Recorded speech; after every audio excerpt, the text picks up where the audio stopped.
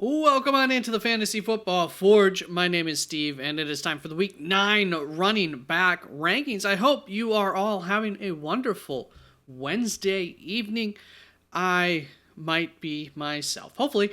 And I also hope that we can help you win some fantasy leagues this week. So did you know you could also win like $10 this week? And on Saturday evening, last weekend, I did a giveaway. I go live Saturdays, 7 p.m. Eastern Standard Time until we're done. But about 9:15 Eastern Standard Time, I will be doing a raffle. You'll have to be present in order to win it, and you'll just have to come in at some point after 7 p.m. this upcoming Saturday and follow the instructions that I have in chat to enter the contest. Somebody walks away with $10. Somebody did this last Saturday. And if you're not aware, I'm also live Thursdays, 6:30 p.m. Eastern Standard Time prior to kickoff, and Sunday mornings prior to kickoff. 2.5 hours. I might be going a little bit earlier from now on forward on Sunday mornings. I'm usually prepared to go a little earlier, so I think I'll start doing that.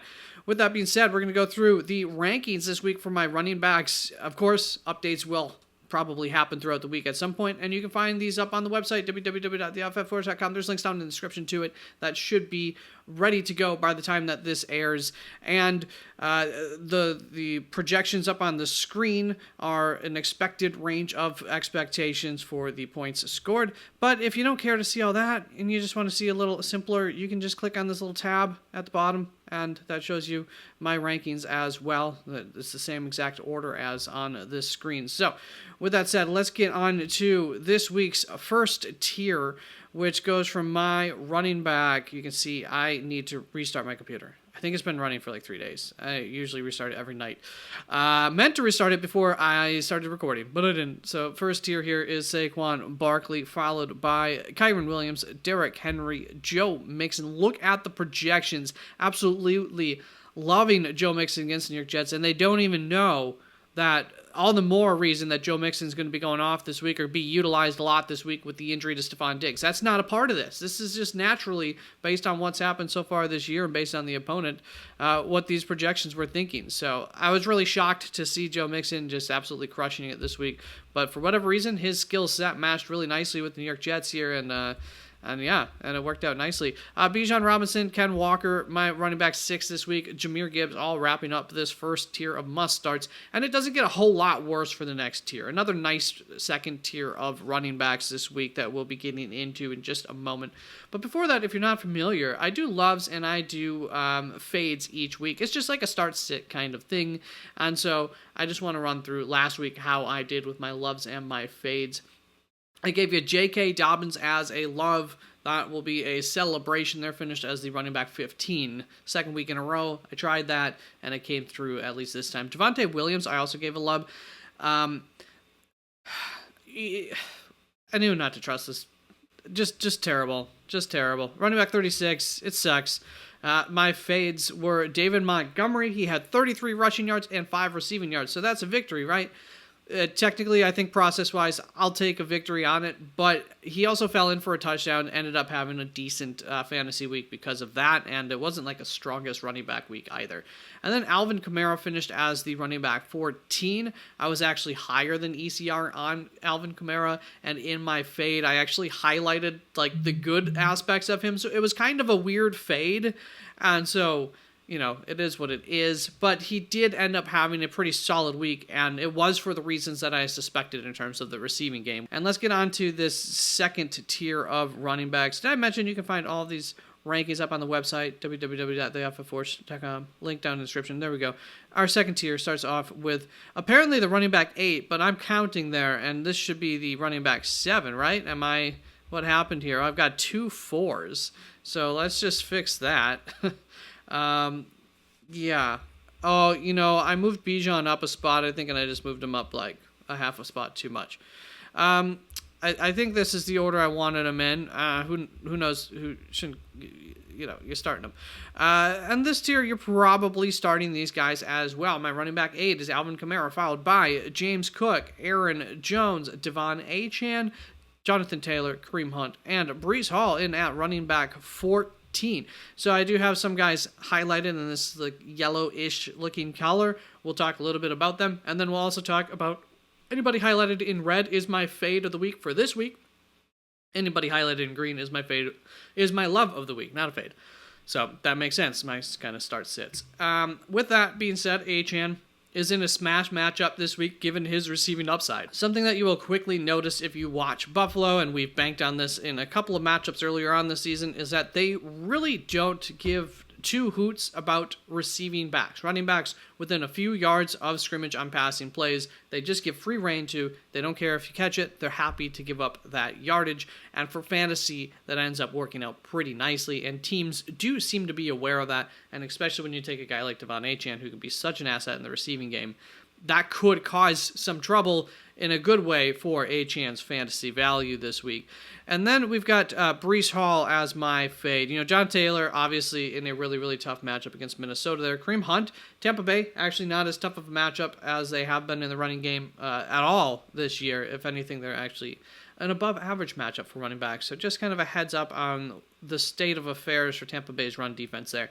But Breece Hall is my first fade of the week in this video. We'll have two of them, and it's asking a lot to go ahead and ask you to sit a borderline RB1, but I do have him significantly lower in my rankings than the experts do, at least early on in the week. That could change. The experts have him 8th overall so at the top of this tier, essentially, where I have him at the bottom of this tier. Their opponents, the Houston Texans, are tied for the 8th least yards per rush given up to the running back position specifically. They've allowed a lot of yards to quarterbacks and wide receivers because their average yards allowed per rush is much more higher than 8th allowed in the league. But they've actually been really stout against the running back position. They also allow the 4th least receptions to running backs in the league, so that's also not a specific area that teams have been able to attack them or tried to attack them with any kind of success either. And this has helped them to limit fantasy points per game allowed to the running back position, of course, allowing the 4th least or 4th fewest to the running back position. So all I'm saying here for Breece Hall is lower your expectations, and maybe if you have a Kareem Hunt, a Jonathan Taylor that's just coming back, even in a tough matchup himself, I'm going to go for those. Understandable. It's all very close here. I think there's a bit of a drop-off, though, from these top 4. I'm going to play them over Breece Hall with a certain level of confidence, we'll say. Then we get to this next tier of running backs. My running back 15 through 17, just this little tier of, after we kind of got to the bad part of those next must-start tier, we're getting into this tier of maybe these guys aren't must-starts, but this week they probably are. And I would say DeAndre Swift is quickly given an argument to be a must-start. But let's start off with my first love of the week here, and Brian Robinson from the Washington Commanders, my running back 15 on the week. B-Rob is in a matchup heaven this week against the Giants, who have allowed the single most yards per carry to opposing running backs. Brian excels in the ground game, and this is where Washington can attack this defense with absolute confidence, especially if they want to try to give their rookie quarterback, who's got some banged up ribs, a little extra time to try to heal, a little less exposure to taking hits that might cause that healing to not come along so quickly. I think that narratively makes sense for them to try to do in a game where they can, attack the New York Giants with Brian Robinson Jr. So I'm expecting a blow-up game quite potentially from B-Rob. Then my running back 16 is DeAndre Swift. As I said, he's been very, very good for the second half of the season so far. So the last 4 games. And there's no reason to suspect that won't be able to continue against Arizona. Maybe I'm a little too low on him. I understand that. And then David Montgomery is my next running back that I just wanted to highlight here. Almost made him a love early on in the process here as I was trying to come up with my loves and my fades. Green Bay has proven to be a pretty stout defense, however, against the run. So I'm not quite ranking David Montgomery, higher as this must-start guy. I didn't quite want to give him the love tag if I could find somewhere else that I would give it to, and I did. But I am reinserting him into my lineups if I've been listening to my rankings and maybe sat him these last 2 weeks or one of the 2 weeks with a certain amount of better expectation even against Green Bay this week, despite them maybe not being the best matchup in the world. I think David Montgomery good enough to overcome their matchup. That's going to bring us on to this next tier of running backs from my running back 18 down to my running back 23. And this tier kicks off with a fade of mine, Josh Jacobs, followed by Tony Pollard, James Conner, Chase Brown, J.K. Dobbins, and Chuba Hubbard to wrap that up at my running back 23. And with that, just another quick, hey, thank you very much to members of the channel. I appreciate you guys so very much. I want you to know that from the bottom of my heart. You're freaking awesome. And anybody else who watches these videos, all of that, it helps a lot. Don't underestimate that. The watch time, YouTube likes that. So I appreciate you guys for sticking tuned to this. And let's cover my second fade of the week with Josh Jacobs going against the Detroit Lions. Is it such a surprise that I might fade him? It's been great that as of late, he's been able to also get in the end zone. He's a good running back all year long. He wasn't quite getting those touchdowns, which left him as kind of a middling running back who you were hoping for a little bit more from. He's been able to give you a little bit more.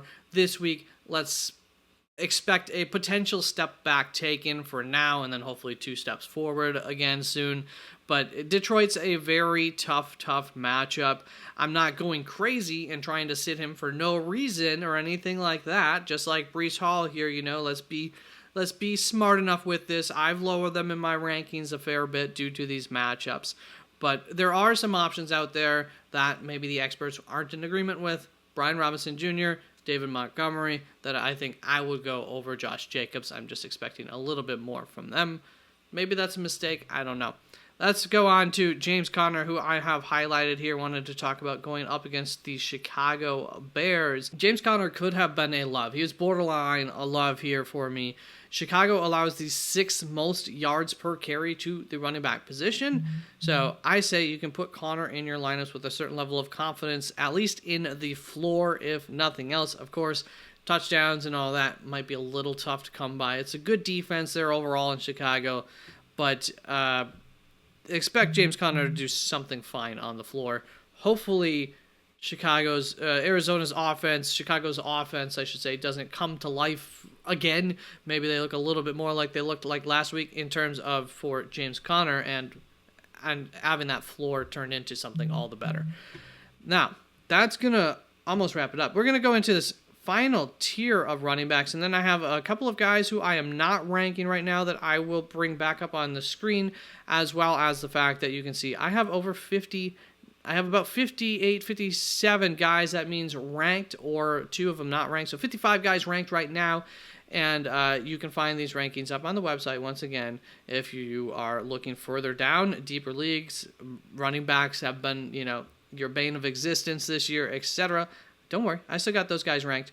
But we'll keep a little bit of mystery there. My final tier for the video starts off with my running back 24, goes to my running back 29, kicking off with Ramondre Stevenson, Travis Etienne Jr. I am ranking him this week, expecting him to come back. And just this morning, about a half hour ago, good news on Travis Etienne. The expectation is that he will be back. And we've got Devin Singletary, expecting him to be the starter for the New York Giants with Tyrone Tracy out with a concussion, most likely. He could always come back. We'll see. Alexander Madison, we'll talk about him. Rashad White, Rico Dowdle to wrap this tier up. And we'll talk a little bit about him actually as well. So let's just get this started with a little bit of a note. I didn't write anything here, but Travis Etienne Jr., we're feeling okay about putting him back into our lineups if this is the state of our team. I'm not too afraid of it. Tank Dell has not taken over as the lead running back. He's probably taken some work compared to, where we started the season, but Travis Etienne still going to be very good in that receiving role, which can definitely outperform even the Tank Bigsby role if he doesn't get rolling, if they get behind in a matchup like they very well could against Philadelphia. So I'm not too pessimistic about Travis Etienne, and will put him into my lineups with, once again, a certain level of confidence. And I'm not so confident in Tank Dell, as you can see. He doesn't, he's not outranking him or anything here. Then we've got Devin Singletary at my running back 26, my second love of the week. The Commanders, who they are going up against this week, allow the 2nd most yards per rush to the running back position, making them one of the best matchups for running backs, of course. At least in terms of the floor, yet again, kind of thinking about that James Conner argument. The ceiling with these offenses, or against better defenses in the case of James Conner, sometimes might be a little bit harder to get to. But we're feeling good about James Conner having an efficient game when given the ball to run it. When teams pass against Washington, however, unfortunately, they aren't typically looking down to the running backs because typically one of their wide receivers, somebody is open that they don't have to check down to. I don't know specifically if Washington also covers running backs well, but that would be my first guesstimate as to why they're one of the lower targeted positions against the Washington defense compared to against other teams for running back position. So don't expect Devin Singletary to get a whole lot of receiving work. That's not helpful. If that were the case, I would put him even higher up in my rankings. But we're liking the floor. I feel comfortable with him. Once again, like Travis Etienne, if this is the state of my team, if the rankings dictate that I think that you should start Devin Singletary, I do have a certain level of confidence in that. Okay with it. A certain level of, he could go off against Washington. They're not good against running backs, So there is some hope there. And then Alexander Mattison is a guy who I think there's actually a little bit less hope than I initially thought in this matchup against Cincinnati. And Alexander Mattison has been surprisingly a fine fantasy asset all year long, but especially since he's taken over as the RB1 in Las Vegas. On the season, Cincinnati has been an average-ish matchup for running backs. However, they did not start out there. They started out as being a good matchup. And over the last 3 weeks especially, but week over week, they've just gotten better as a defense and against the run as well and against running backs in terms of how efficient running backs have been against them. It's all gotten better in the sense for Cincinnati's defense. Obviously not good for Alexander Mattison. And after looking at things right before recording, I actually ended up moving him back a couple of spots. I couldn't quite move him back behind Rachaad White because he's going up against Kansas City. That's an absolutely terrible matchup for those Tampa Bay running backs. And I think it's a slightly better matchup for Rachaad White. And I do want, in case you're not aware, and I don't know how much other analysts are aware of this or talking about it this week, but Rachaad White had a fumble early on in the first drive. He was getting the work up until that. And then for the rest of that drive and the next drive, he did not get any work. And he seeded the next drive they went, that was like almost all of Bucky Irving's receptions were on that next drive. Like they went heavy with the running back check down attack game before the defense kind of caught on to that for the rest of the game. But I don't think that if Rachaad White did not fumble the ball, I think that was Rachaad White out there, not necessarily Bucky Irving. So I do think that impacted his usage last week a little bit. So I just, once again, pointing that out, that it could have been a little bit better for Rachaad White last week and worse for Bucky Irving very easily. And then Rico Dowdle of Dallas is somebody who I am thinking of jumping him up a couple of spots here actually ahead of Alexander Mattison as well with those tougher matchups here. Kind of an average matchup against Atlanta. I do have some concerns about other running backs, but not really because last week Ezekiel Elliott still got the start. Dalvin Cook did not. Dalvin Cook didn't really do anything with his opportunities, so I think Rico Dowdle's safe, scare averted there. Now, let's move on to a couple of guys who I have not ranked. And those are Tyjae Spears and Tyrone Tracy. All right, that is it. Thank you very, very much. Take care, y'all, and I will see you tomorrow morning with my tight ends quarterbacks video, and then tomorrow evening when I go live for any start sit questions, etc. Peace out.